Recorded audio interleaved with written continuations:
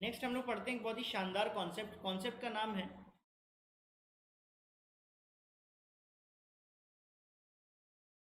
गे ल्यूसैक law. एक गे ल्यूसैक law आपका gaseous state में भी आएगा, लेकिन उसी गैसियस स्टेट का जो गे ल्यूसैक लॉ का कंक्लूजन आता है, हमको अभी यहाँ पे ये पढ़ना है। सही है। गे ल्यूसैक क्या कहता है कि when gases combine, when gases combine, they do so in a simple ratio, they do so in a simple ratio of their volumes, of their volumes, keeping pressure and temperature as constants, keeping pressure and temperature as constant. देखो meaning क्या है इसका कि whenever gases combine they do so in in a simple ratio of their volumes. मतलब अगर कोई भी दो गैसेस कंबाइन करती है तो वो गैसेस जो हैं वो सिंपल रेशियो में कंबाइन करती हैं वॉल्यूम के हिसाब से, अगर उनका प्रेशर और टेम्परेचर कांस्टेंट रखा गया। फॉर एग्जांपल, मान लो मैं H2 गैस लेता हूँ और Cl2 गैस लेता हूँ, तो मुझे क्या मिलेगा? 2HCl मिलेगा। सही है ना? तो इसका मतलब ये हुआ कि इसका मैं अगर एक वॉल्यूम लूँ, स्टोइशियोमेट्रिक रेशियो, क्योंकि यहाँ पे क्या था 1, और यहाँ पर भी स्टोइशियोमेट्रिक रेशियो कितना है 1। अगर मैं इसका एक वॉल्यूम लूँ तो मुझे क्लोरीन का भी एक वॉल्यूम लेना पड़ेगा।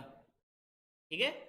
तो gases combine in simple whole number ratio of by volume, और यहाँ पे HCl भी एक गैस है, तो HCl के कितने वॉल्यूम मिलेंगे? 2 वॉल्यूम्स मिलेंगे।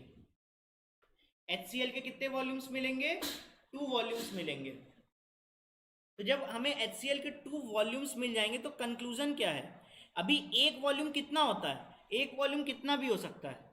एक वॉल्यूम को मैं मान सकता हूँ 5 लीटर, है ना? तो अगर मैं एक वॉल्यूम इसके लिए 5 लीटर मान रहा हूँ तो इसके लिए भी एक वॉल्यूम कितना बनेगा? 5 लीटर। तो फॉर एग्जाम्पल, अगर मैं यहाँ पे H2 के 10 लीटर्स लेता, लीटर का यूनिट, लीटर किसका यूनिट होता है? वॉल्यूम का। तो क्लोरीन का भी 10 लीटर लेना पड़ता मुझको, तभी जाके ये दोनों 100% रिएक्ट करते। लेकिन HCl कितना ऑब्टेन करता मैं? 20 लीटर। HCl कितना ऑब्टेन करता? 20 लीटर। तो दिस वॉज गे लुसैक्स लॉ। तो दिस वॉज गे लुसैक्स लॉ, है ना? बट इसमें ध्यान क्या रखना है कि ये सारा का सारा जो मामला है, ये जो पूरी महाभारत चल रही है, ये सेम प्रेशर और टेम्परेचर पे होनी चाहिए। मतलब ना ही प्रेशर तुम्हारा चेंज होना चाहिए, ना ही टेम्परेचर चेंज होना चाहिए। तो ऐसे मामलों में, इस तरह के केसेस में, गैसेस जो है वो सिंपली वॉल्यूम के रेशियो में कंबाइन कर जाती हैं। बोलो क्लियर है इतना? और वॉल्यूम का रेशियो किस हिसाब से? स्टोइशियोमेट्रिक रेशियो के हिसाब से। ठीक है। और एग्जांपल लेते हैं, जैसे कि हमने H2 लिया और O2 लिया, कंबाइन किया, मिला मुझको H2O। जब भी हमने बैलेंस किया तो मुझे बैलेंस्ड इक्वेशन ऐसे मिल गई। तो मैं यहाँ पे बोल सकता हूँ कि अगर मैंने यहाँ पे प्रेशर और टेम्परेचर को कांस्टेंट रखा है, ठीक है, तो यहाँ पे मुझे H2 के 2 वॉल्यूम्स अगर मैं लूँगा, ठीक है, तो ऑक्सीजन के मुझे कितने वॉल्यूम लेने चाहिए? ऑक्सीजन के मुझे 1 वॉल्यूम लेना चाहिए। तो यहाँ पे volume of hydrogen by volume of oxygen at constant pressure and temperature कितना होगा? 2:1।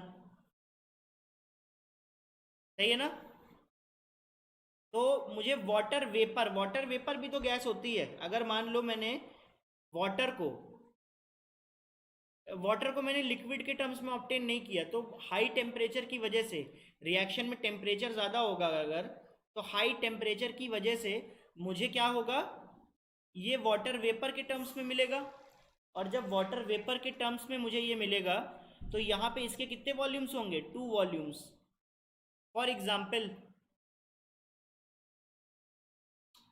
अगर मैंने इसके 10 लीटर्स ले लिए, तो 10 लीटर का मतलब अगर 2 वॉल्यूम है, तो 1 लीटर का 5 लीटर का मतलब 1 वॉल्यूम होगा, तो इसका 1 वॉल्यूम लेना पड़ेगा, तो इसके मुझे 5 लीटर लेने हैं, ठीक है। और 2 टाइम्स H2O, तो मतलब ये भी कितना ऑब्टेन होगा, ये भी मैक्सिमम। जब हम 10 लीटर H2 और 5 लीटर O2 मिलाएंगे और रिएक्ट करवाएंगे, तो मुझे 10 लीटर वाटर वेपर मिल जाएगा। क्लियर है इतना, सही है ना। चलो नेक्स्ट क्वेश्चन। अभी क्वेश्चन क्या है मेरा, देखो फिर से इसको रिवाइज कर लो। कभी भी प्रेशर और टेम्परेचर अगर हम कांस्टेंट रखते हैं, कभी भी प्रेशर और टेम्परेचर अगर हम कांस्टेंट रखते हैं, तो होल नंबर रेशियो के हिसाब से वॉल्यूम्स रिएक्ट करते हैं, ठीक है। और ये रेशियो किसके हिसाब से होता है, स्टोइशियोमेट्रिक ratio. So when the gases combine they do so in simple ratio, simple ratio मतलब 2:1, है ना, 4:5, 10:3, ऐसे सिंपल होल नंबर रेशियो में गैसेस कंबाइन करती हैं। केवल और केवल किसके लिए वैलिड है, गैसेस के लिए वैलिड है, सही है ना। चलो तो मैं क्वेश्चन लेता हूं।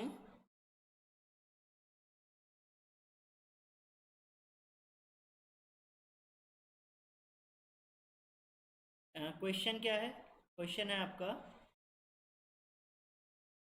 क्वेश्चन लेते हैं।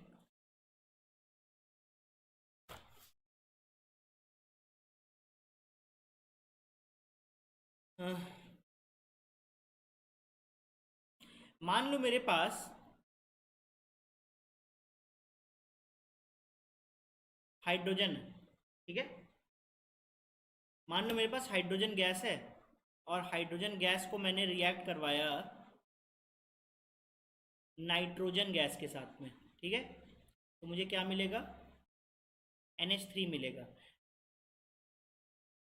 तो वैसे तो रिएक्शन क्या होती है, इरिवर्सिबल होती है, सॉरी, वैसे तो रिएक्शन क्या होती है, रिवर्सिबल होती है। लेकिन मैं for the sake of understanding अभी फिलहाल के लिए मान लेता हूं कि रिएक्शन कैसी है,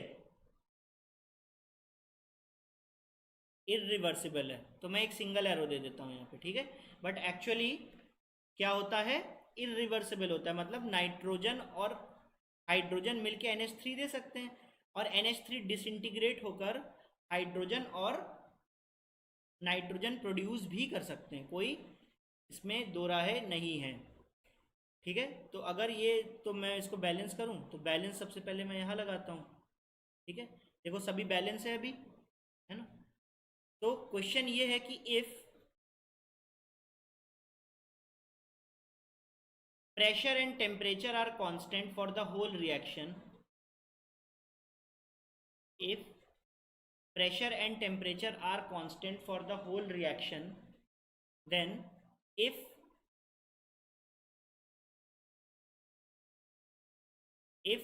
10 liters of hydrogen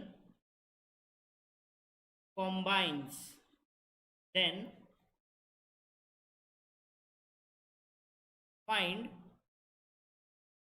पहला वॉल्यूम ऑफ N2 needed, ठीक है, फॉर 100% रिएक्शन। सेकेंड है volume of night ammonia gas produced, ठीक है। बताओ पहला वाला, फर्स्ट कम फर्स्ट, पहला वाला पहले सॉल्व करें। तो अगर मैं नाइट्रोजन, अगर मुझे ये रिएक्शन गिवन है, तो मुझे ये तो पता है ना कि इसके 3 वॉल्यूम्स इसके 1 वॉल्यूम के साथ में रिएक्ट करेंगे। ठीक है, तो वॉल्यूम फिलहाल यहाँ दिया कितना गया है, वॉल्यूम दिया गया है यहाँ पे 10 लीटर्स, देख सकते हैं यहाँ से। तो बताओ नाइट्रोजन का कितना वॉल्यूम लगेगा, अगर ये 10 लीटर्स है और 10 लीटर्स 3 वॉल्यूम है, तो 1 वॉल्यूम कितना हो जाएगा, 1 वॉल्यूम इज इक्वल टू 10/3। तो यहाँ तो 1 वॉल्यूम ही लग रहा है, तो नाइट्रोजन के कितना वॉल्यूम लगेगा, 10/3 लीटर्स। सिंपल था। और अमोनिया के 2 वॉल्यूम्स प्रोड्यूस होंगे, तो 1 वॉल्यूम अगर 10/3 है तो 2 वॉल्यूम कितना होगा, 2 into 10/3, that is equal to 20/3, right. बहुत ही इजी क्वेश्चन था ये। ठीक है, तो ये this was the answer to part 2 of the question and the one is solved here. तो both the questions are answered. अभी इसका बेसिस क्या है, अभी इस लॉ का बेसिस क्या है, इस लॉ का बेसिस है आइडियल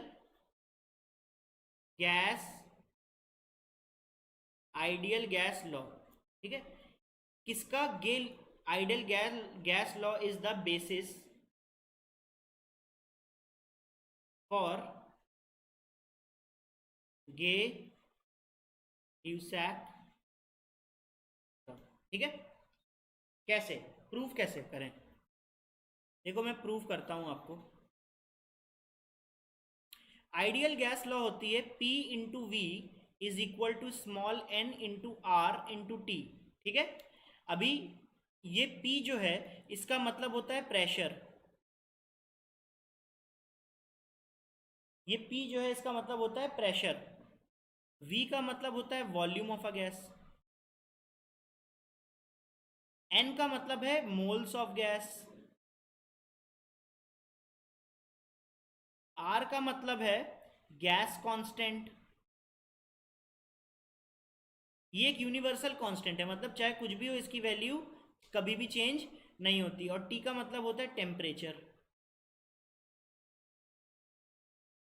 चाहे दुनिया इधर से उधर हो जाए हमें टेम्परेचर हमेशा केल्विन स्केल में लेना है।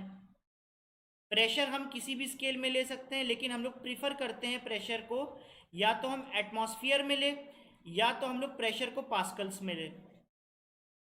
ठीक है, वॉल्यूम हम प्रिफर करते हैं या तो लीटर्स में लेना या तो एसआई यूनिट में मीटर क्यूब में लेना। मोल्स का तो मोल्स ही होता है, 1 मोल होगा, 2 मोल होगा, 10 मोल होगा, चाहे जो भी होगा, है ना।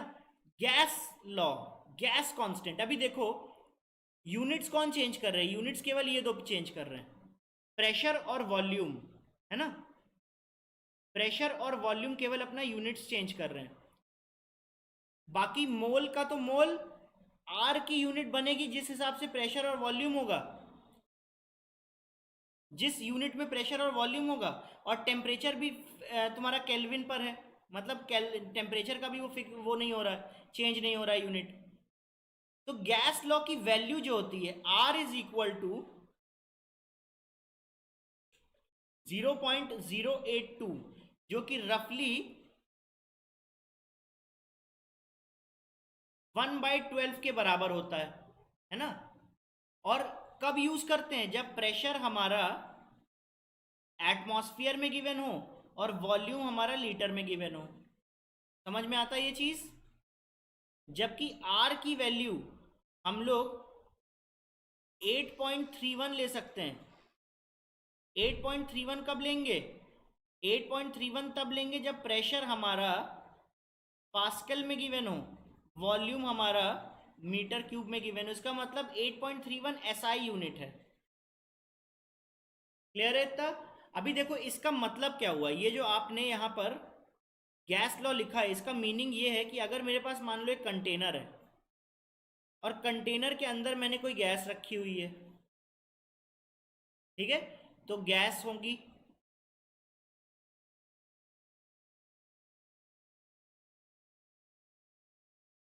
सही है ना, गैस लगा दी। अभी ये गैस अपनी जगह पे फिक्स तो है नहीं, ये गैस पर्टिकुलरली मूव कर रही है हर डायरेक्शन में।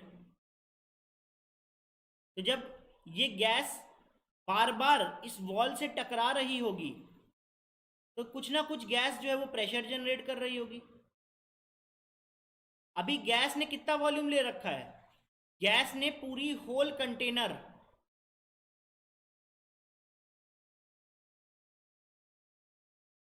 पूरे के पूरे कंटेनर में अभी गैस ही गैस है, तो वॉल्यूम वही होगा जो कंटेनर का वॉल्यूम होगा, क्योंकि वही आपका फिलहाल गैस का वॉल्यूम है।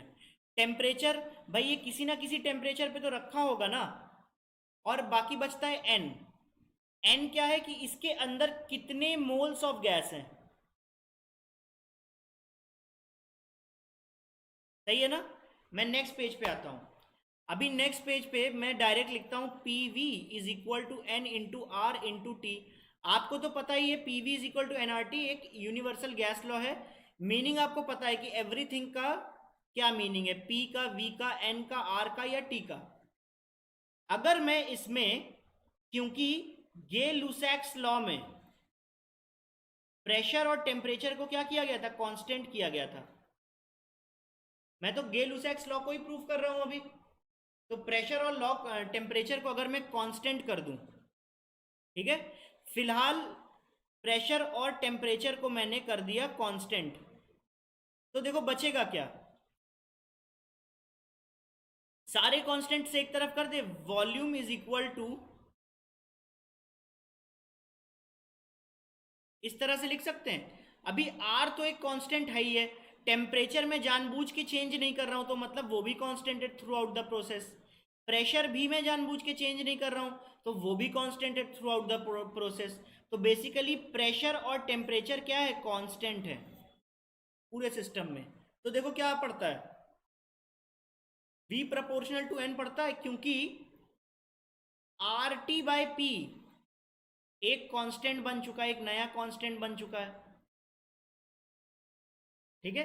तो जब वॉल्यूम प्रोपोर्शनल टू N है तो ये तो valid for all the gas है, valid for all the gases alike.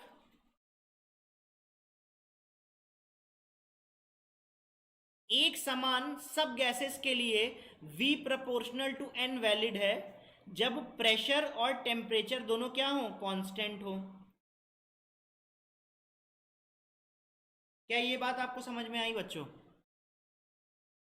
कोई बहुत बड़ी बात नहीं है, बहुत ही सिंपल सिंपल सी चीज़ें हैं, और सिंपल सिंपल चीज़ों के थ्रू ही मैं आपको एक एक करके आगे बढ़ाता जा रहा हूँ, ठीक है।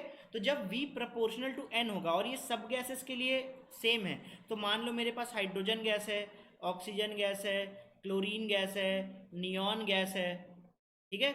तो जो भी गैस है मैंने सबके लिए सेम प्रेशर और सेम टेम्परेचर रखा है। मतलब जो प्रेशर और टेम्परेचर नियॉन गैस के लिए कहीं पर है, वही सेम प्रेशर और टेम्परेचर हाइड्रोजन गैस के लिए भी है, ठीक है। तो इसका मतलब ये हुआ कि अगर मैं वॉल्यूम के हिसाब से बात करूं, अगर मैं वॉल्यूम के हिसाब से बात करूं स्टूडेंट्स, तो अगर मैं हाइड्रोजन के 10 मोल्स लेता हूं, सॉरी हाइड्रोजन के 10 लीटर्स लेता हूं, है ना, तो कहीं ना कहीं ऑक्सीजन के भी अगर मैं 10 लीटर ले लूं, तो अगर मोल्स की मैं बात करूं तो 10 लीटर में मेरे पास मान लो 1 मोल है, तो ऑक्सीजन के भी 10 लीटर में मेरे पास कितने, 1 ही मोल होंगे। Why, because V proportional to N। तो किसी गैस में 10 लीटर्स के अंदर अगर 1 मोल है, तो किसी और गैस में भी 10 लीटर के अंदर 1 ही मोल होंगे, क्योंकि this works for all the gases alike. Same तरीके से सारी गैस के लिए ये चीज़ें वैलिड हैं। तो अगर मैं क्लोरीन का भी 10 लीटर लूँ इसी टेम्परेचर और प्रेशर पर, तो उसके पास भी 1 मोल होंगे, और नियॉन अगर लूँ उसके भी 10 लीटर लूँ तो इसके पास भी 1 मोल होंगे। बोलो क्लियर है कि नहीं? अगर आपको ये बात समझ में आ गई तो मैं अब फिर से एक बार गेलुसैक लॉ पे आता हूँ।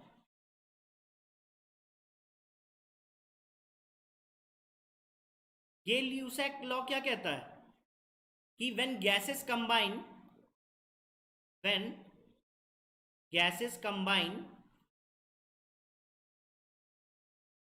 they do so in simple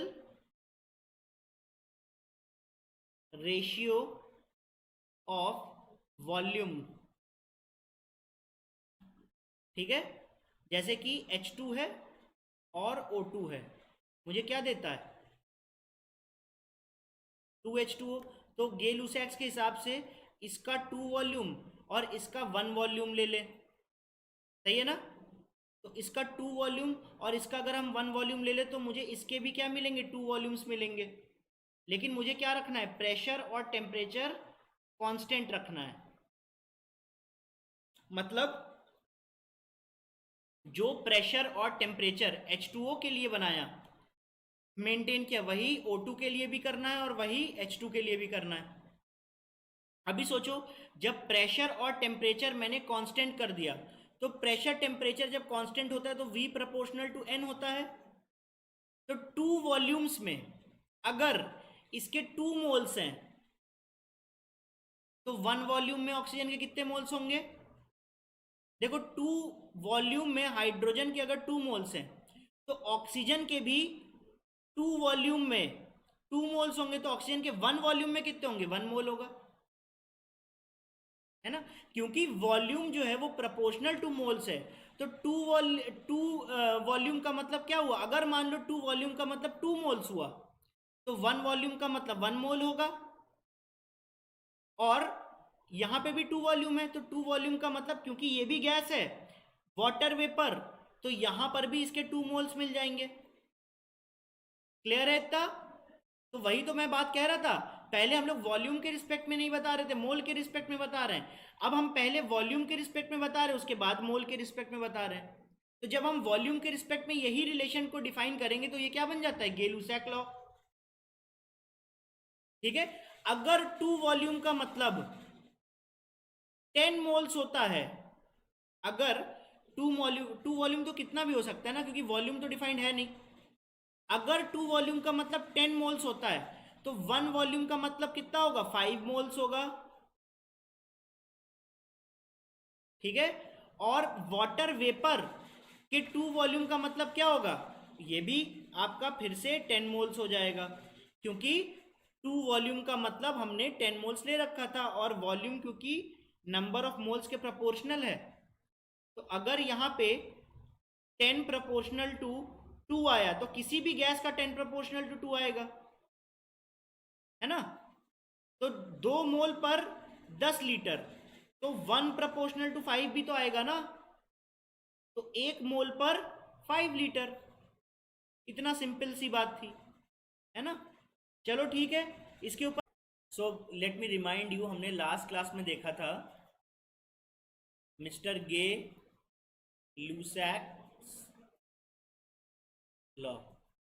एक गे लुसैक्स लॉ आपका गैसियस स्टेट में भी आएगा, वो जब हम गैसियस स्टेट पढ़ेंगे वो तब की बात है। फिलहाल गे लुसैक्स लॉ क्या होता है, लेट्स सी।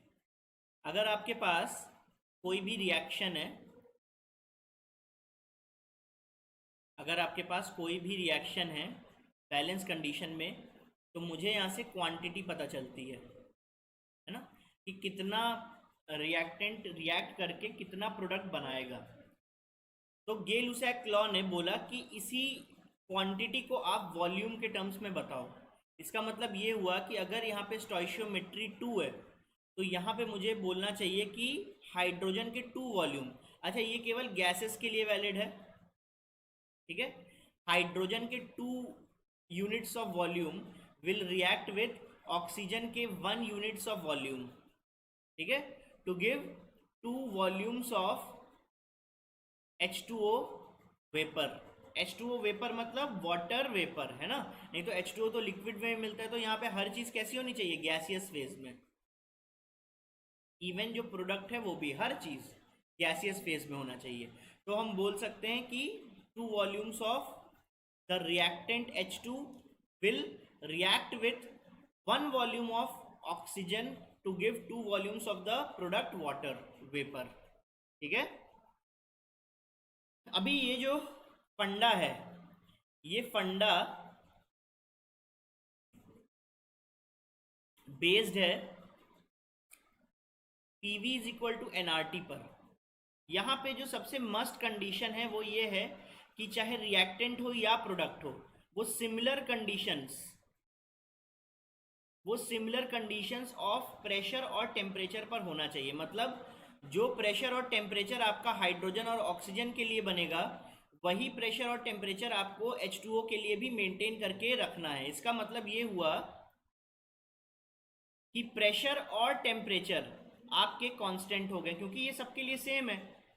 तो ये एक तरह से फोर्स्ड कांस्टेंट हो गया है ना। जैसे R एक यूनिवर्सल कांस्टेंट है, चाहे कुछ कर लो R की वैल्यू चेंज नहीं होती है, लेकिन हम अपने हिसाब से वेरिएबल्स को मैनिपुलेट करके और भी चीज़ों को कांस्टेंट बना सकते हैं, जैसे कि प्रेशर और टेम्परेचर। तो जब भी हम प्रेशर और टेम्परेचर को सेम रखते हैं तो वो थ्रू आउट कॉन्स्टेंट रहेंगे। तो मेरे पास देखो क्या बनेगा, मेरे पास बनेगा R T by P into N. ठीक है, अभी ये v जो है ये एक वेरिएबल रखा है मैंने, और ये n जो है वो भी मैंने एक वेरिएबल रखा है। तो ये सारा का सारा क्या हो गया, पूरा का पूरा रीजन, ये पूरा का पूरा रीजन हो गया आपका कांस्टेंट। कांस्टेंट इस वजह से क्योंकि R भी कांस्टेंट है यूनिवर्सल, और टेम्परेचर और प्रेशर क्योंकि आपने सेम लिया है तो वो भी कैसा होगा, कांस्टेंट होगा। सो मैं यहाँ से देख सकता हूँ कि V प्रोपोर्शनल टू N आ रहा है। कब, जब आपका प्रेशर और टेम्परेचर कांस्टेंट हो। सही है ना। तो जब प्रेशर और टेम्परेचर कांस्टेंट होगा तो किसी भी गैस का, अगर मान लो 2 वॉल्यूम है, तो 2 वॉल्यूम में अगर इसके मोल्स 10 हैं, तो किसी भी दूसरे गैस के भी 2 वॉल्यूम्स में मोल्स 10 होंगे। लेकिन यहाँ पे वॉल्यूम कितना है, 1 है, तो यहाँ पे मोल्स कितने होंगे, 5 होंगे। ये अगर की बात है, मैं ये नहीं कह रहा कि 2 वॉल्यूम्स में 10 होंगे, लेकिन अगर मान लो 2 वॉल्यूम्स में, अभी ये 2 वॉल्यूम हो सकता है आपका 40 लीटर हो, 20 लीटर हो, 10 लीटर हो, वो कुछ भी हो सकता है। लेकिन 2 वॉल्यूम का मतलब अगर 10 मोल्स है ना भाई, कोई भी गैस का कुछ वॉल्यूम होगा तो कुछ मोल्स तो होंगे ना। अगर वो 10 लीटर है 2 वॉल्यूम में, तो किसी भी गैस के 2 वॉल्यूम में 10 लीटर होंगे। तो 1 लीटर में कितने, 1 वॉल्यूम में कितने होंगे, 5 moles.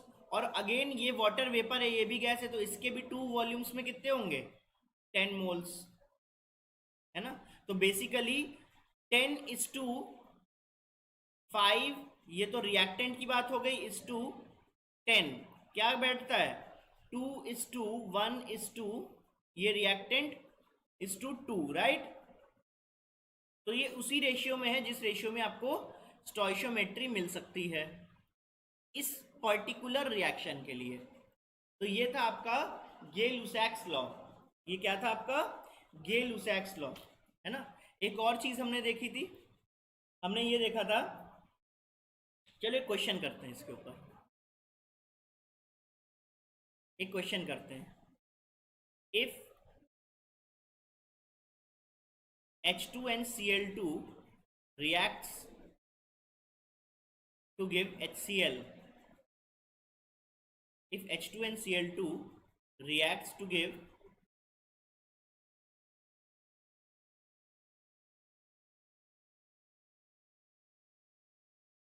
if H2NCl2 reacts to give HCl, है ना, तो बैलेंस रिएक्शन कैसी होगी, इस तरह से, है ना। Given system is at constant pressure and temperature throughout। इसका मतलब ये हुआ कि इस पूरी रिएक्शन के बीच में प्रेशर और टेम्परेचर हमेशा एक फिक्स्ड वैल्यू मेंटेन की गई है, चाहे वो कुछ भी हो, उससे मुझे मतलब नहीं है। ऑल्सो हाइड्रोजन कितना लिया था हमने, 40 लीटर्स लिया था और 10 मोल्स लिया था। ठीक है, तो मुझे फाइंड करना है, find mass of chlorine gas for complete reaction, for complete reaction मतलब अगर हम लोग किसी एक पर्टिकुलर प्रेशर और टेम्परेचर पे इस रिएक्शन को करवाते हैं और हाइड्रोजन कितना 40 मोल्स और 10 मोल्स हो, कोई भी प्रेशर और टेम्परेचर पे ये वैल्यू तो इसकी आएगी आएगी, है ना। तो मुझे क्या फाइंड करना है, मुझे मास फाइंड करना है क्लोरीन गैस का कंप्लीट रिएक्शन के लिए, है ना, जिसमें कि इतना हाइड्रोजन पूरा का पूरा एग्जॉस्ट हो जाए। और सेकंड में मैं रखता हूं find moles of HCl produced. अभी इसको सॉल्व करेंगे, सोचो। एवोगैड्रोस लॉ क्या कहता है कि आपके पास अगर कोई रिएक्शन है तो आप लिख सकते हो कि इसके वन वॉल्यूम, अगर हम वॉल्यूम के टर्म्स में लिखें क्वांटिटी को, तो हम क्या लिख सकते हैं, one volume will give, one volume of H2 gas will react with one volume of chlorine gas to give two volumes of HCl gas, right. अगर हम मोल के टर्म्स में लिखें तो क्या लिख सकते हैं, मोल के टर्म्स में लिखें, रेशियो है ये कि वन मोल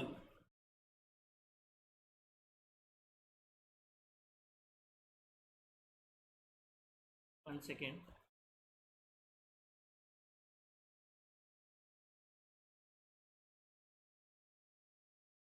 ओके चलो मोल के टर्म्स में भी नहीं लिखते हैं, रीजन बीइंग कि मोल्स तो आपके रेशियो में आएंगे तो आप ये समझ जाओगे शायद, या इस बात पे आप कंफ्यूज हो जाओगे कि सर आपने यहाँ मोल क्यों लिया, है ना।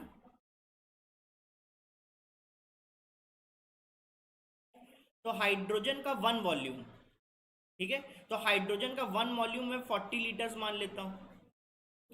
तो हाइड्रोजन का वन वॉल्यूम अगर 40 लीटर्स है तो 40 लीटर्स में मोल्स कितने हैं, 40 लीटर्स में आपके मोल्स हैं 10 मोल्स गिवन है।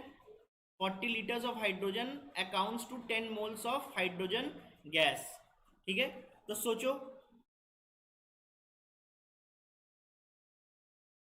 तो सोचो क्लोरीन के कितने वॉल्यूम यूज हो रहे होंगे, क्लोरीन का भी 40 लीटर्स यूज हो रहा होगा क्योंकि 1:1 रेशियो में है।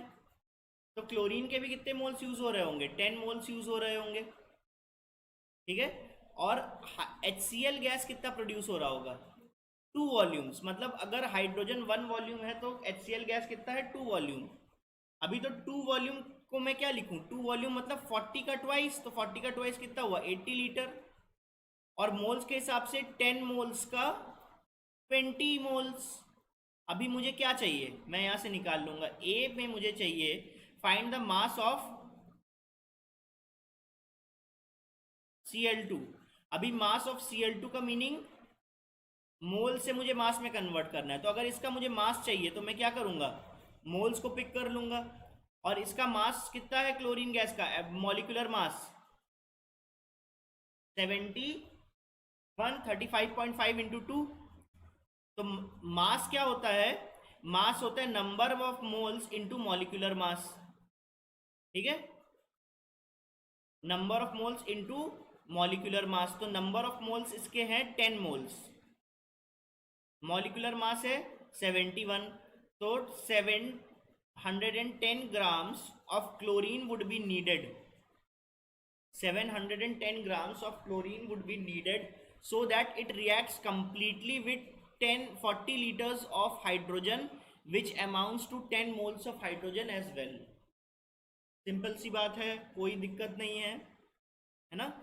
अभी हम बी सॉल्व करते हैं, बी पोर्शन में क्या गिवन है, find the moles of HCl।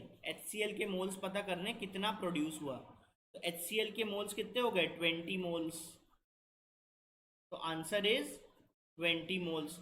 अगर मान लो HCl का वॉल्यूम पूछते तो हम क्या लिखते, 80 लीटर्स। आई होप आपको एवोगैड्रोस लॉ जो है वो क्लियर हो रहा है धीरे धीरे। मैं नेक्स्ट क्वेश्चन पे आ जाता हूँ, ठीक है। नेक्स्ट क्वेश्चन क्या है, नेक्स्ट क्वेश्चन है, if at a certain pressure and temperature, कोई भी एक सर्टेन प्रेशर और टेम्परेचर पर volume of 5 moles of 5 moles of oxygen gas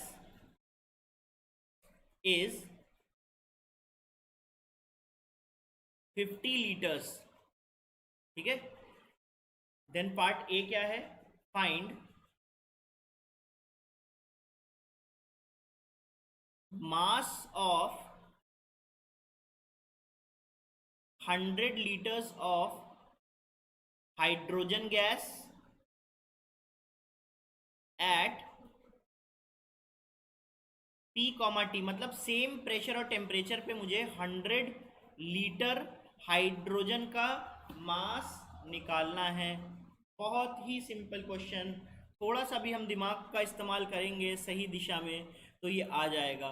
और मुझे क्या निकालना है, और मुझे निकालना है कि also find moles and mass of 75 liters of nitrogen gas at pressure comma temperature, मतलब वही सेम प्रेशर टेम्परेचर जो यहां पर यूज हुआ है। अभी इसको सॉल्व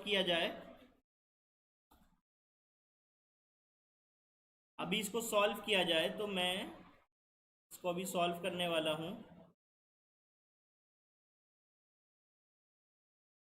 सॉल्व कैसे करें, सोचो अब जरा, काफी इजी क्वेश्चन है। देखो, कोई भी गैस, फॉर ऑल गैसेस, भाई PV is equal to NRT, तो हर तरह की गैस के लिए वैलिड है ना, चाहे वो ऑक्सीजन गैस हो, नाइट्रोजन गैस हो, क्लोरीन गैस हो, हाइड्रोजन गैस हो, सबके लिए सिमिलर वे में PV is equal to NRT जो है वो वैलिड है ना। इसका मतलब ये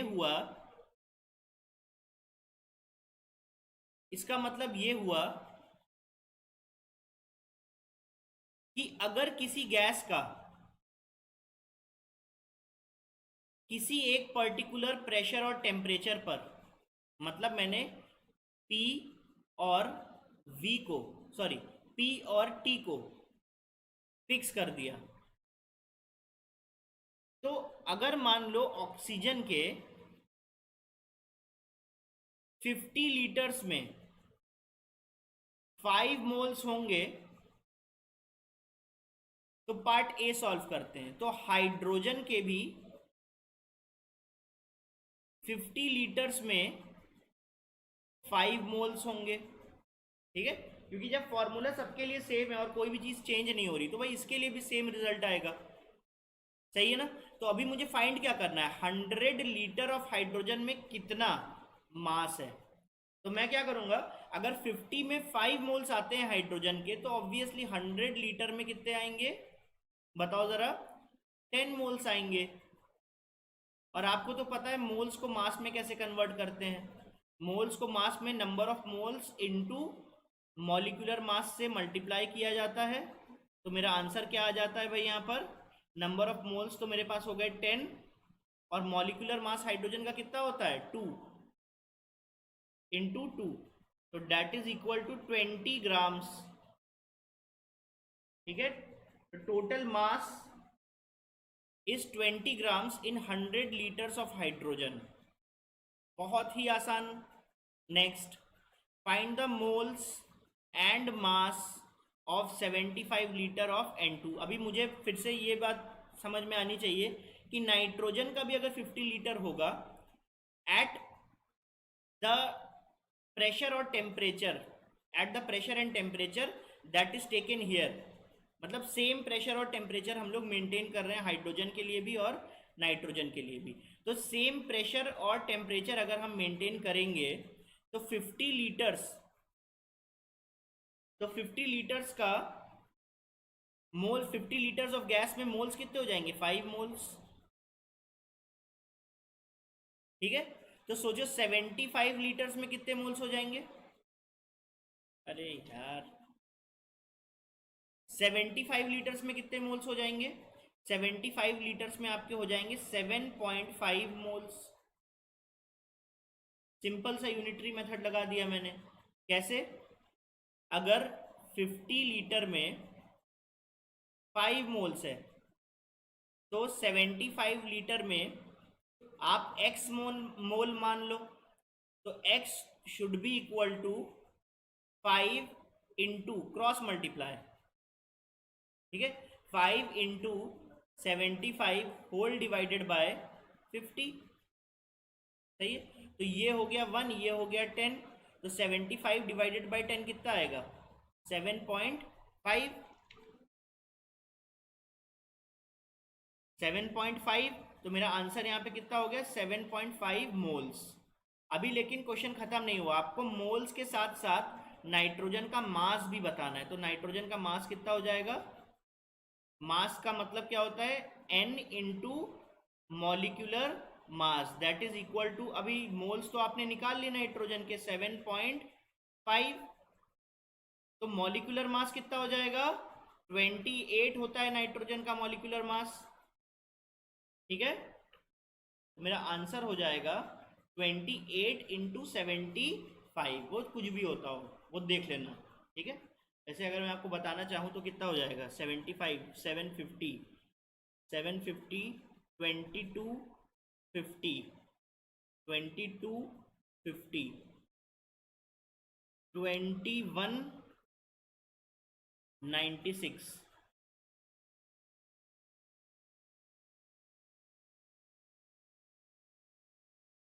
21, 96, तो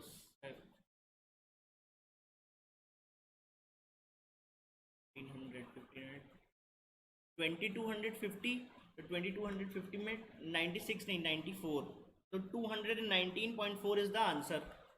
ठीक है, कितना? ग्राम्स में।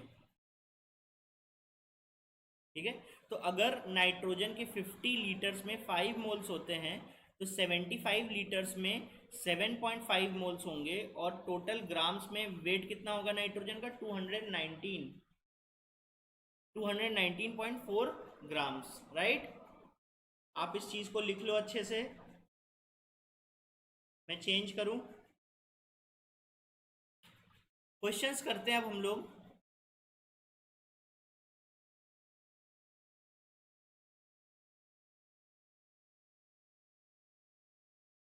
एक सेकेंड।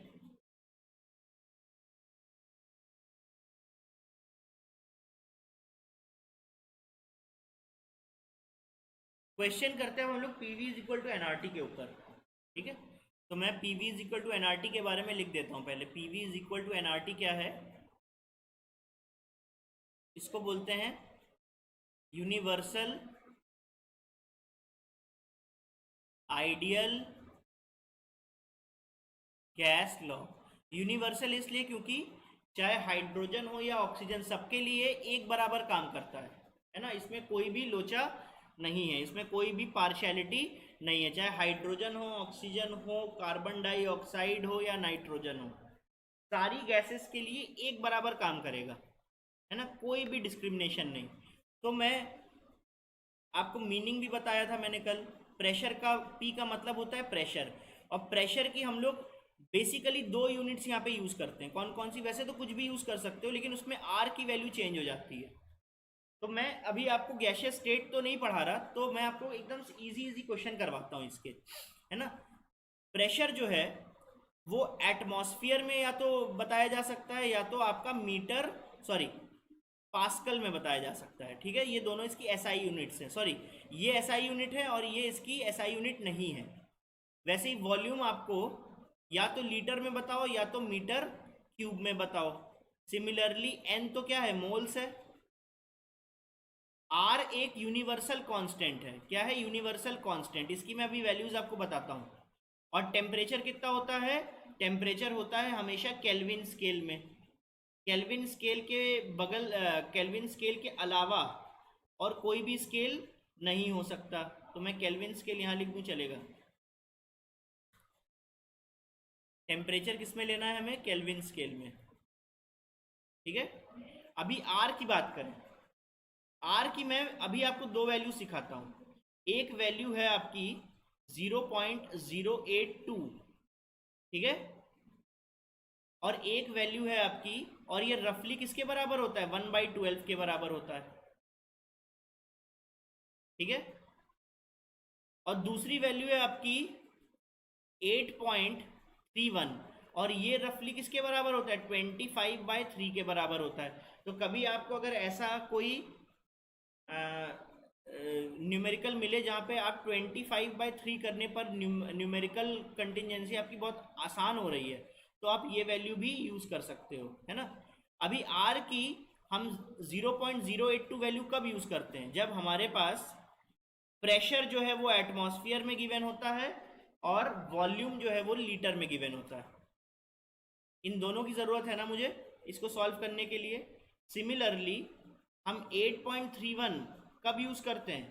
8.31 हम तब यूज़ करते हैं जब प्रेशर हमको एसआई यूनिट में गिवन हो, मतलब पास्कल में गिवन हो, और वॉल्यूम भी मुझे एसआई यूनिट में गिवन हो, मतलब मीटर क्यूब में गिवन हो, राइट। तो मैं एक क्वेश्चन सॉल्व करता हूँ। Calculate molar volume, molar volume of a gas at a pressure of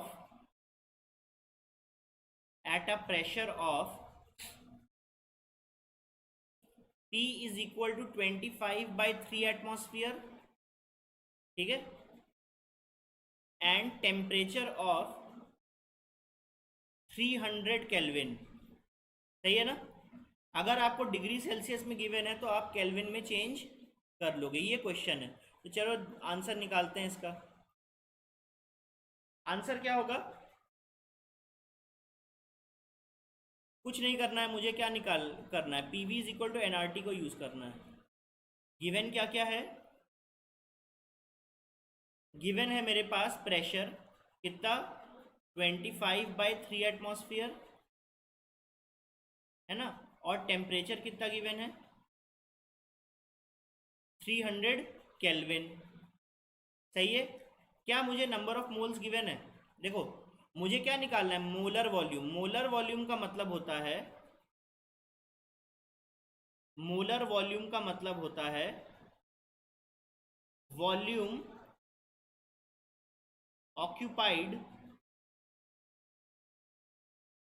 bye 1 mole of any gas. एक मोल गैस कितना वॉल्यूम ऑक्यूपाई करेगा उसका मतलब होता है मोलर वॉल्यूम। इसका मतलब वॉल्यूम मुझे निकालना है किसके लिए? n इज इक्वल टू 1 के लिए, है ना। और मोलर वॉल्यूम को Vm से डिनोट किया जाता है। तो अगर मैं यहाँ पे वैल्यूज पुट करूँ तो प्रेशर की वैल्यू कितनी हो गई? 25/3 इंटू, अभी ये वॉल्यूम, अगर मैं मान लो यहाँ पर n की वैल्यू 1 पुट कर देता हूँ, है ना, अगर मैं n की वैल्यू 1 पुट कर देता हूँ तो मेरे पास वॉल्यूम जो है वो क्या बन जाएगा? Vm बन जाएगा कि नहीं, क्योंकि ये मोलर वॉल्यूम बन गया, volume occupied bye 1 mole of a gas. तो मैं वॉल्यूम की जगह एक सफिक्स यूज कर लेता हूँ m, तो मुझे ये याद दिलाता रहेगा सफिक्स कि यहाँ पे मैंने मोलर वॉल्यूम कैलकुलेट किया है। क्लियर है? तब आर की मुझे क्या वैल्यू लेनी चाहिए? देखो आर की मुझे वैल्यू अगर मैं 0.082 ले लूँ, है ना, या 1/12 ले लूँ। चलो मैं यहाँ 1/12 पहले पुट कर देता हूँ। ऐसा मैंने क्यों किया? 1/12 क्यों लिया? क्योंकि मुझे प्रेशर जो है वो एटमॉस्फेयर में गिवन है। तो अगर मैं 1/12 आर की वैल्यू यूज़ कर लेता हूँ तो मेरा जो वॉल्यूम आएगा वो लीटर्स में आ जाएगा। बहुत ही आसान सी बात है। फॉर्मूला एप्लीकेशन सिखा रहा हूँ बस, और कुछ नहीं, ठीक है। और टेम्परेचर कितना है? टेम्परेचर है आपका 300 केल्विन। तो मेरा आंसर क्या आएगा? आंसर मेरा आएगा Vm is equal to Vm is equal to 300 by 12, 300 by 12 whole divided by 3/25, ठीक है। अभी देखो ये अगर 1 से जाएगा तो ये 4 से जाएगा, ठीक है, क्योंकि 3 4 12 होता है। अभी ये 25 अगर 1 से जाएगा तो ये किससे जाएगा, 1 2 3 4, 4 इंटू 3। अभी ये 4 और 4 कैंसिल, तो आंसर मेरा कितना आ गया, आंसर आ गया मेरा 3 लीटर्स। क्लियर है इतना? इसका मतलब क्या हुआ, इसका मतलब ये हुआ, अगर मैं वर्ड में लिखूं तो इसका मीनिंग ये होता है कि देखो प्रेशर कितना गिवन था और टेम्परेचर कितना गिवन था, तो मैं ऐसे लिखूंगा कि at 25/3 atmospheric pressure and temperature is equal to 300 Kelvin, gas occupies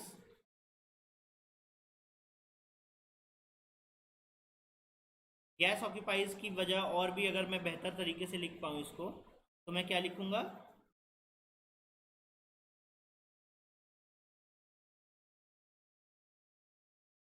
one mole of gas occupies 3 litre. तो इसका मतलब इस कंडीशन में 1 मोल ऑफ गैस कितना ऑक्यूपाई कर रहा है, 3 लीटर ऑक्यूपाई कर रहा है। तो मेरा आंसर क्या हो जाएगा कि molar volume is equal to 3 litre. Clear है इतना? बहुत ही इजी क्वेश्चन और बहुत ही आसानी से हो गया अगर हम लोग क्वेश्चंस को समझ समझ के करें तो, है ना। चलो एक और क्वेश्चन लेते हैं। अभी मुझे क्या करना है,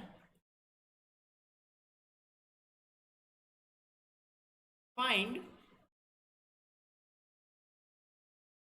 molar volume, find molar volume of क्या, ऑफ एनी गैस, कोई भी गैस लो, चाहे वो हाइड्रोजन हो, कार्बन डाइऑक्साइड हो, कार्बन मोनोऑक्साइड हो, कोई भी गैस हो। अगर अगर मान लो वो PV is equal to NRT को फॉलो करती तो हर बार रिजल्ट हर गैस के लिए सेम आएगा, और सारी gases PV is equal to NRT को आइडियली फॉलो करती है, ठीक है। प्रैक्टिकली भले ना करती हो लेकिन थ्योरेटिकली फॉलो करती है। तो मुझे क्या फाइंड करना है, फाइंड मोलर वॉल्यूम, मतलब एक मोल का वॉल्यूम मुझे निकालना है of a gas at standard temperature pressure, ठीक है। बताओ क्या होगा आंसर। आप बोलोगे सर आपने तो कुछ दिया ही नहीं। देखो जैसे ही आप STP बोल देते हो ना, तो मैं यहाँ पे STP की आपको मीनिंग बता देता हूँ। STP का मतलब होता है स्टैंडर्ड टेम्परेचर एंड प्रेशर। अभी ये स्टैंडर्ड वैल्यू क्या है, स्टैंडर्ड टेम्परेचर जो है वो होता है आपका 0 डिग्री सेल्सियस या तो 273 केल्विन, सही है ना। अभी स्टैंडर्ड प्रेशर कितना है, स्टैंडर्ड प्रेशर है आपका 1 एटमॉस्फेयर, 1 एटमॉस्फेयर प्रेशर, सही है ना। तो आपको ये सॉल्व करना है, तो कुछ नहीं है भाई, लास्ट सॉरी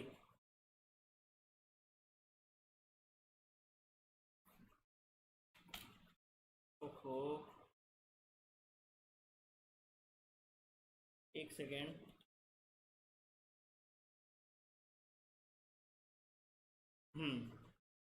तो मैं यहाँ पे आंसर लेना स्टार्ट करूँ।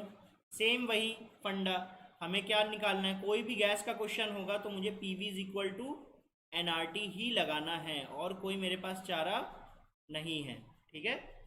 बट यहाँ पे गिवन क्या क्या है, यहाँ पे गिवन है STP, तो मुझे प्रेशर जो है वो प्रेशर कितना यूज़ करना होगा, प्रेशर यूज़ करना होगा मुझको 1 एटमॉस्फेयर, और टेम्परेचर क्योंकि मैं PV is equal to NRT में केल्विन स्केल पर ही लेता हूँ, इसीलिए टेम्परेचर हो जाएगा 273 केल्विन। सही है। और नंबर ऑफ मोल्स कितने हो जाएंगे 1, क्योंकि मोलर वॉल्यूम गिवन है आपको, तो मोलर वॉल्यूम के लिए n की वैल्यू मुझे 1 ही लेनी है और कोई भी आंसर नहीं होना चाहिए इसके अलावा। सही है। अभी मैं वैल्यूज को पुट करूं तो प्रेशर की जगह पे 1, वॉल्यूम मुझे फाइंड करना है तो मैं वॉल्यूम लिख देता हूं यहाँ पे v। सही है। इज इक्वल टू n की वैल्यू 1, r की वैल्यू मैं 1/12 ले लूं, क्योंकि वॉल्यूम मुझे लीटर्स में मिलना है। अगर मैं चाहता हूं कि मेरा वॉल्यूम कितना है लीटर्स में आ जाए, तो मैं इसकी वैल्यू कितनी ले लूं, सॉरी आर की वैल्यू 1/12 ले लूं, चलेगा। और टेम्परेचर कितना 273 केल्विन। तो वॉल्यूम देखो कितना आ जाता है, वॉल्यूम रफली आ जाता है मेरे पास 22.4 लीटर्स।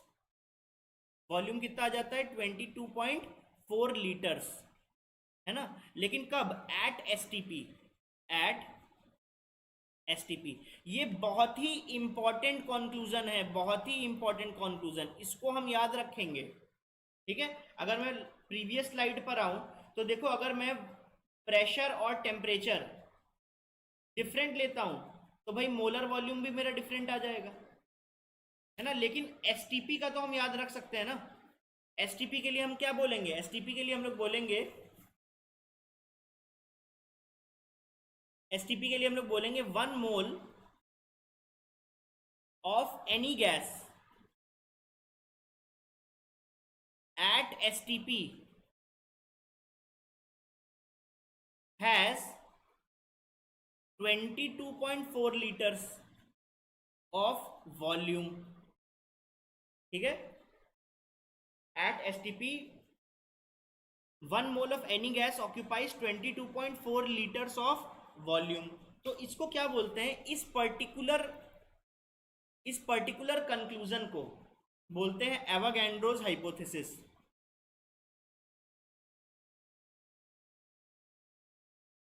एवागैंड्रोस हाइपोथेसिस। एवागैंड्रोस हाइपोथेसिस क्या कहता है, एवागैंड्रोस हाइपोथेसिस ये कहता है कि 1 mole of any gas at STP occupies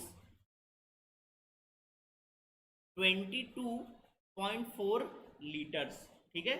इसका मतलब ये हुआ एग्जाम्पल के तौर पे कि अगर मैंने प्रेशर को 1 एटमॉस्फेयर पुट किया और टेम्परेचर को 273 केल्विन पुट किया, तो कोई भी गैस हो मेरे पास, चाहे वो हाइड्रोजन हो, उसका भी वॉल्यूम कितना होगा, 1 मोल का वॉल्यूम होगा 22.4। ठीक है। चाहे वो नाइट्रोजन की गैस हो, अगर मैंने प्रेशर और टेम्परेचर इतना बना के रखा है, इतना मेंटेन करके रखा है, तो नाइट्रोजन का भी कितना होगा, 1 मोल विल ऑक्यूपाई 22.4, यहाँ सॉरी लीटर लिखना भूल गया तो लीटर लिख देना, 22.4 लीटर। ठीक है। ये एवागैंड्रोस हाइपोथेसिस है। समझ में आता है ये कि नहीं। तो देखो एसटीपी पे मैंने क्या किया, प्रेशर और टेम्परेचर फिक्स कर दिया ना। और अभी थोड़ी देर पहले मैंने क्या बताया था आपको कि volume proportional to number of moles होता है अगर हम लोग प्रेशर और टेम्परेचर को कांस्टेंट कर दें। ठीक है। तो अगर मैंने प्रेशर और टेम्परेचर एसटीपी ले लिया, है ना, तो 22.4 इज प्रोपोर्शनल टू 1 मोल होगा ऑफ एनी गैस। तो बताओ 44.8 लीटर किसके प्रोपोर्शनल होगा, 2 मोल्स होगा प्रोपोर्शनल, है ना। किसी भी गैस का 2 मोल्स होगा। चलो एक क्वेश्चन लेते हैं, क्वेश्चन चलो नेक्स्ट स्लाइड पे ले लेते हैं। देखो भाई, एट एसटीपी एनी गैस का 1 मोल विल ऑक्यूपाई 22.4 लीटर्स। ये तो बात सिद्ध हो गई एकदम। 100% गारंटीड, ये बात आपको समझ में आ गई है। किसी और टेम्परेचर प्रेशर पे नहीं, एसटीपी पर ही होना चाहिए। तो मेरा क्वेश्चन ये है, if a gas is at STP then find moles of a gas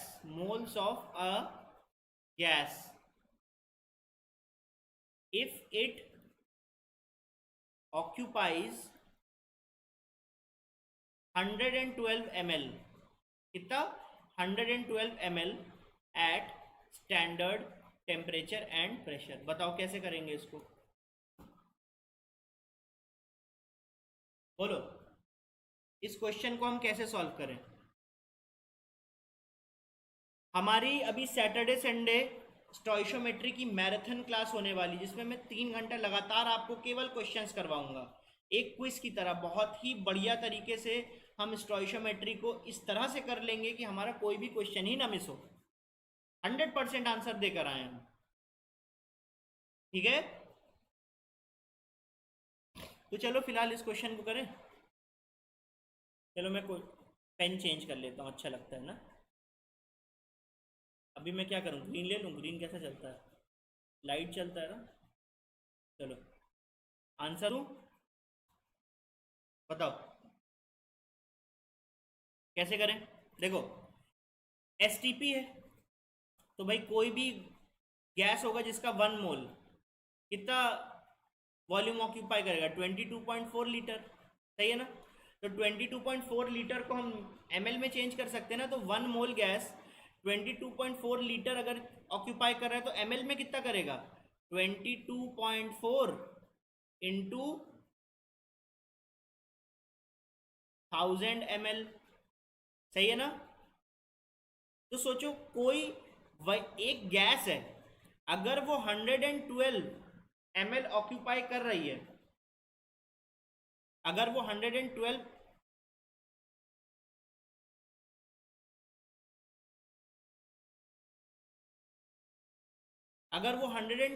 ml occupy कर रही है, ठीक है, एसटीपी पर, तो कितना मोल्स उसका होगा भाई। 1 मोल का वॉल्यूम तो होता है कितना, 22400 ml, है ना। तो सोचो जरा, अगर कोई भी चीज, अब मैं यूनिटरी मेथड लगाऊं, अगर 1 mole of any gas is occupying 22400 ml, तो सोचो 112 ml of the same gas at STP will occupy, I will say x moles, will have x moles। तो मेरा x की वैल्यू कितनी हो जाएगी, x की वैल्यू हो जाएगी 112 होल डिवाइडेड बाय 2, अभी क्रॉस मल्टीप्लाई करना है ना, 112 डिवाइडेड बाय 22400, ठीक है। तो कितना आ गया, अच्छा 112 डायरेक्टली देखो किससे चला जा रहा है, अगर हम 112 को कैंसिल करें तो यहाँ पे कितना आ जाएगा, 200 आ जाएगा, तो 1/200 moles, this is the answer. अभी यहाँ पे कंक्लूजन हमें कुछ लेना है, कंक्लूजन हम क्या लेंगे, देखो समझ में आ गया ना, कि एक मोल अगर 22400 ml ऑक्यूपाई कर रही है तो 112 ml कितना x करेगी, तो x की वैल्यू हम यूनिटरी मेथड से निकाल लेंगे, कितना आएगा 1/200 मोल। तो अभी हमने यहाँ पे क्या सीखा, अभी हमने ये सीखा कि क्योंकि हमें पता है कि एसटीपी पर 1 मोल 22.4 लीटर ऑक्यूपाई करता है गैस, तो सोचो नंबर ऑफ मोल्स को हम क्या वॉल्यूम के टर्म्स में लिख सकते हैं, लेकिन ये कब वैलिड होगा, केवल और केवल एसटीपी पर ही वैलिड होगा। कैसे, वॉल्यूम ऑफ एनी गैस, लेकिन किस में, लीटर्स में ले, होल डिवाइडेड बाय 22.4 लीटर, यही तो यहां पे भी हुआ ना। वॉल्यूम किसी भी गैस का अगर हम लोग लीटर में लेंगे और उसको अगर हम लोग 22.4 से डिवाइड कर दें तो मुझे नंबर ऑफ मोल्स मिल जाएंगे गैस के, कि नहीं?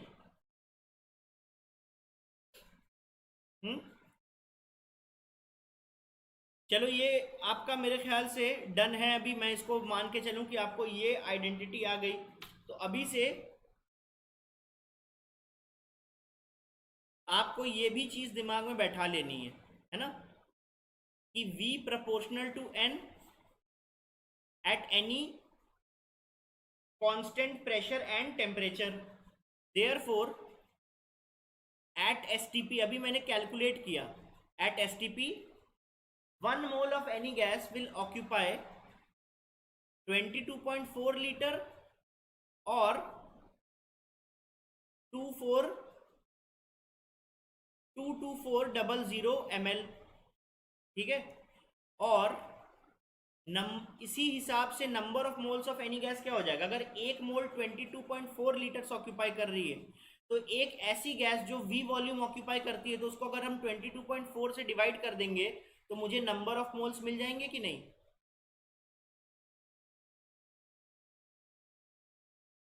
सही है ना? तो ये आपको समझ में आना चाहिए और ये आपको पता भी होना चाहिए। चलिए एक और, अब एक मिक्स्ड क्वेश्चन करते हैं। मैंने आपको एवरेज एटॉमिक मास भी समझाया है, सही है ना? अभी मैंने आपको ये आइडेंटिटी भी समझा दी वॉल्यूम के हिसाब से। तो बेसिकली अगर मैं एक क्वेश्चन ऐसा पुट करूं कि calculate volume of ozone in 100 ml of mixture किसका, ozone plus O2, if average atomic mass, या एवरेज एटॉमिक मास नहीं, एवरेज मॉलिक्यूलर मास, क्योंकि ऑक्सीजन और ओजोन दोनों ही क्या है, मॉलिक्यूल है। तो average molecular mass is equal to कितना, 36 गिवन है। तो इसको कैसे करेंगे सॉल्व?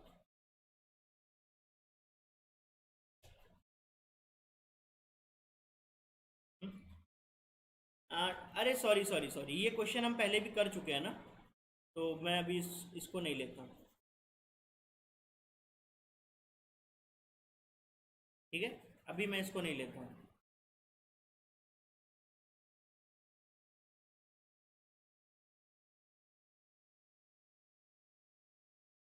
ठीक है, मैं एक और दूसरा क्वेश्चन यहाँ पे पुट करता हूँ। दूसरा क्वेश्चन है मेरा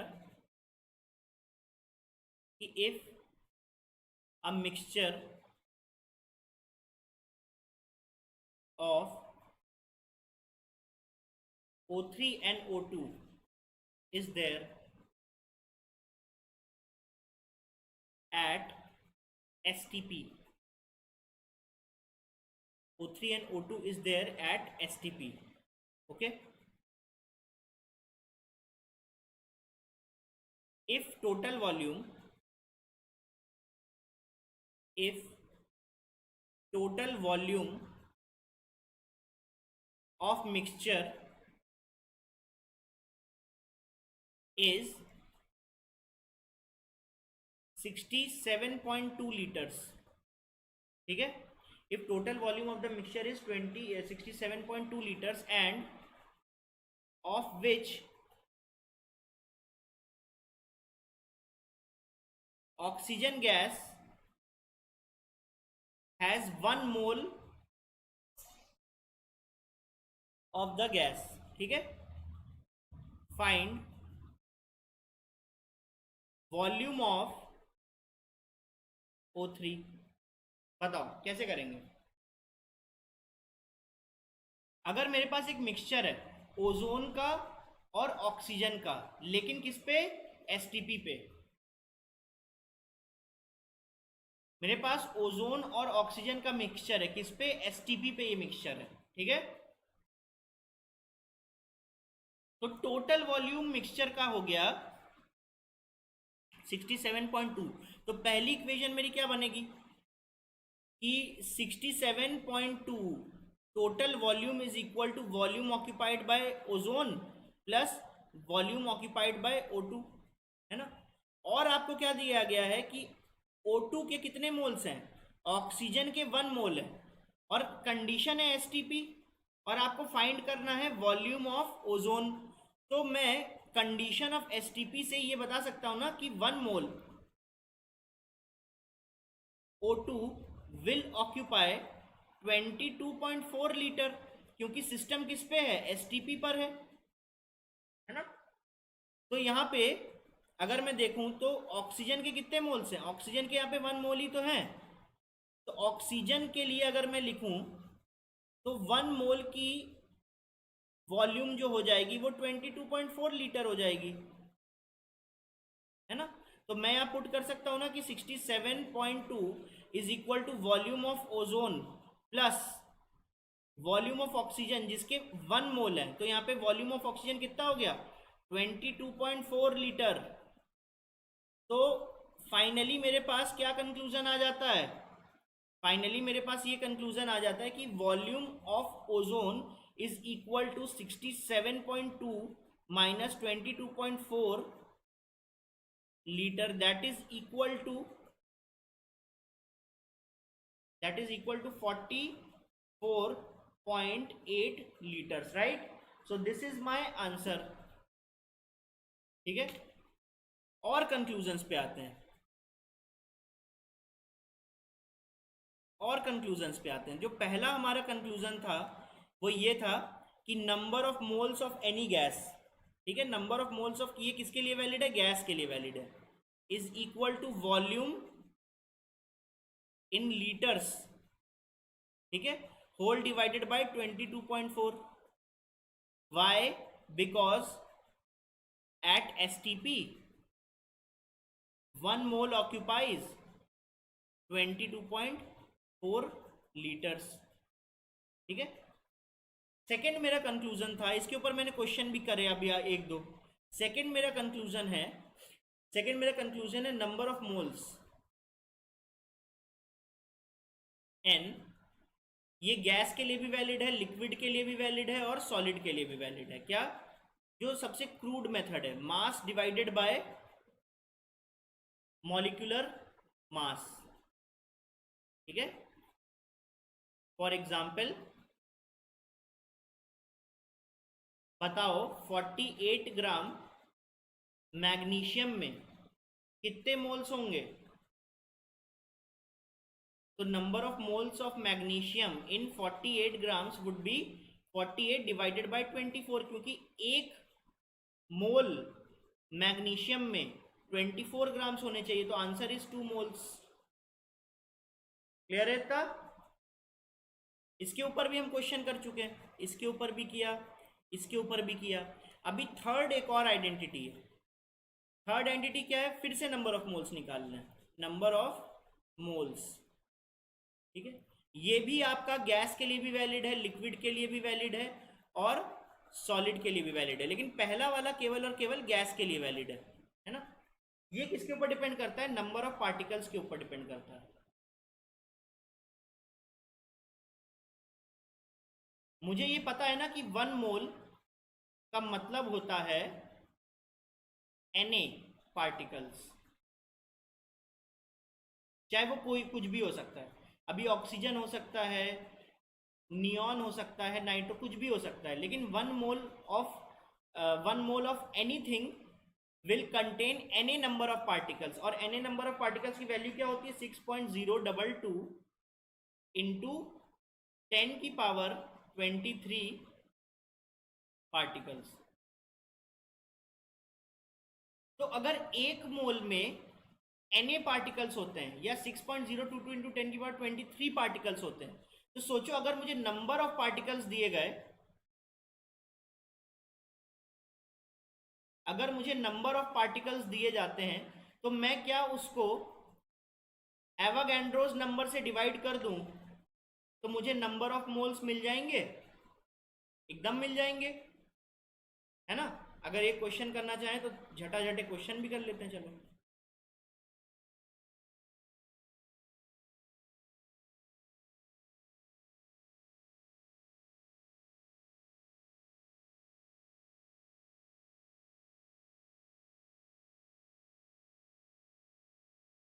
टाइम कम है इसलिए थोड़ा जल्दी करते हैं इस क्वेश्चन को।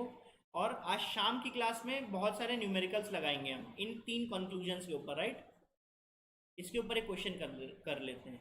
इफ ऑक्सीजन गैस हैज़, अभी इसमें मुझे प्रेशर टेम्परेचर कुछ रखने की जरूरत नहीं, क्योंकि अगर 4 पार्टिकल्स होंगे मेरे पास 1 एटमॉस्फेयर या 273 केल्विन पर, तो 4 पार्टिकल मेरे पास 2 एटमॉस्फेयर और 300 केल्विन पर भी तो होंगे ना। तो यहाँ पे कोई प्रेशर टेम्परेचर कुछ भी रखने की जरूरत नहीं है। अगर आपके पास डायरेक्ट नंबर ऑफ पार्टिकल्स हैं तो Na से डिवाइड कर दो, नंबर ऑफ मोल्स आ जाएंगे। तो फॉर एग्जाम्पल इफ O2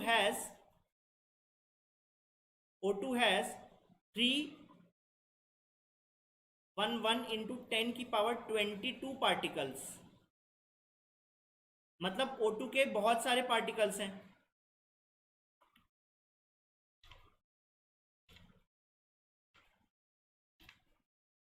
अरे यार सॉरी,